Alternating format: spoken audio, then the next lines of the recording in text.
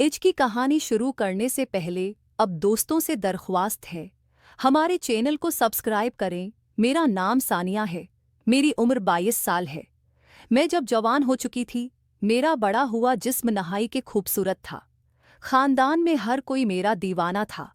ये कहानी उस वक्त की है जब मैं अपने मामू की बेटी की शादी पर गई हुई थी।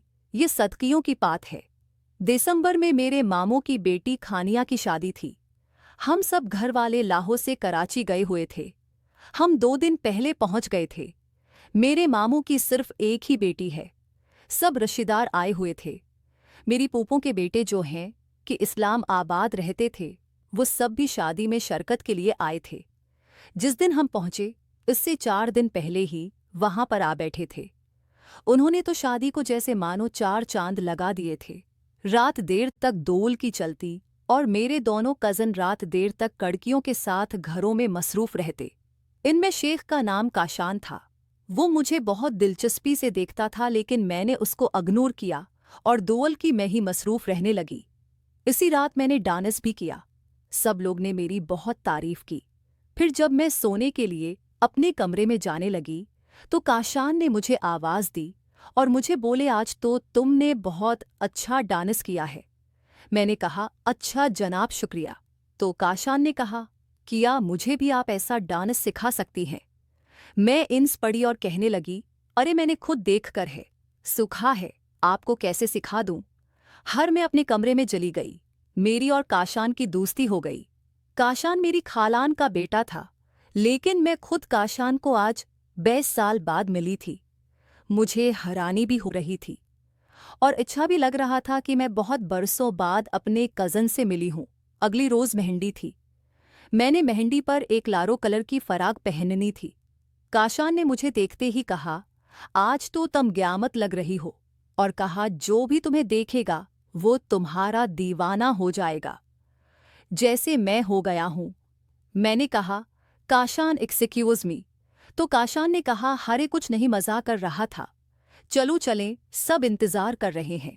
फिर हम दोनों मेहंदी पर पहुँचे। सब लोग धूमधाम से शादी एंजॉय कर रहे थे। हानियो बहुत ही खूबसूरत लग रही थी। इसमें सफ़ेद रंग का जोड़ा पहना हुआ था। मामू भी आई, बहुत कुछ थे।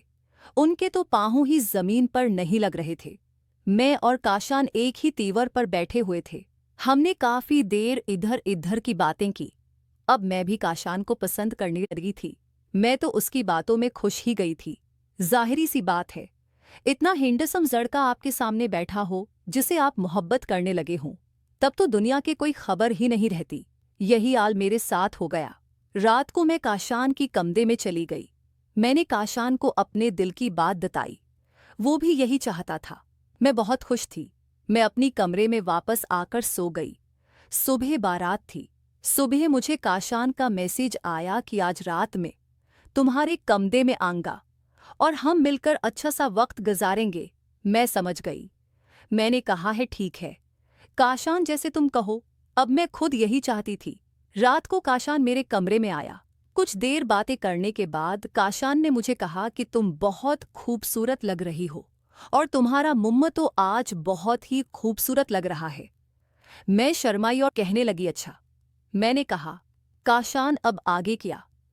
और फिर काशन और मैं घर के काम में मसरूफ हो गए और वक्त का पता ही न चला। दोस्तों, अगर आपको मेरी वीडियोस अच्छे लग रही हैं तो लाइक ज़रूर करें और कमेंशन अपनी डाई का इजहार ज़रूर करें।